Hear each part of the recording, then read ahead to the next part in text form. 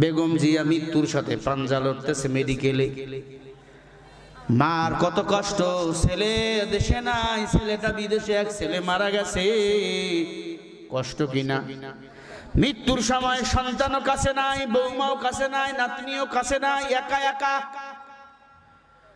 আঙ্গুলগুলো ফুলে গেছে, হাতটা বিকলাঙ্গ হয়ে গেছে। সেদিন সেনাকুঞ্জে গেছে, দেখলাম আল্লাহর বান্দি এখন মেডিকেল আইসিইউতে আছে। এমন অবস্থা করুন। ফকরুল সাহেব দোয়া চেয়েছে। আজকে সারা বাংলাদেশে প্রায় মাদ্রাসাগুলোতে দোয়া করা হয়েছে।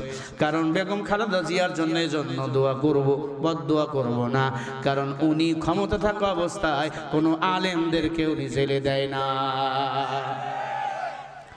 বরং আলেমদেরকে, কওমি আলেমদেরকে দাওরা হাদিস সমমান সার্টিফিকেট, মাস্টার্স পাস সমমান দিয়েছে, আলেমদেরকে সম্মান দিয়েছেন। আল্লামা সাইদি রহমাতুল্লাহ আলাইহি ইসলামী বোর্ডের চেয়ারম্যান বানিয়েছে। কোনদিন কোন আলেমের গায়ে কোনো পুলিশ হাত দিতে পারে নাই।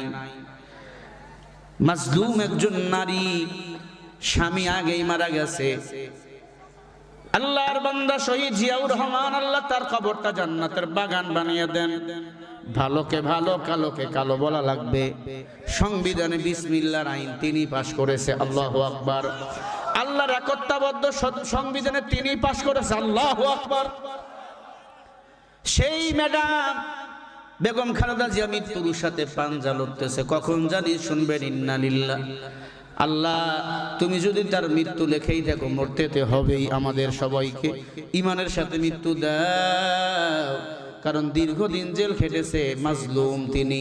দেশের মায়ায়, জনগণের মায়ায় বিদেশে উন্নত চিকিৎসা নেওয়ার জন্য যায় নাই। কিন্তু ম্যাডাম শেখ হাসিনা ঠিকই পালিয়ে গেছে আমাদের ছেড়ে, ঠিক কিনা? মা অপেক্ষায় আছে, আমার ছেলে বুঝে আসবে।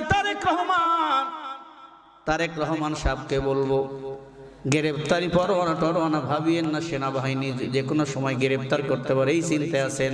গ্রেপ্তার বুঝি না, দেশের মানুষ আপনার পক্ষে আছে।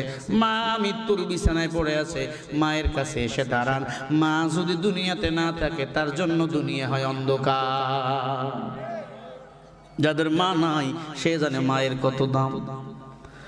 তারেক রহমান সাহেবকে বললো, মায়ের পাশে এসে বসেন। মৃত্যুর সময় সূরা ইয়াসিন পড়েন, কালিমা পড়ান। কেমন কপাল পোড়া মা, দুইবারের প্রধানমন্ত্রী, কিন্তু পাশে সন্তান নাই মরণের সময়।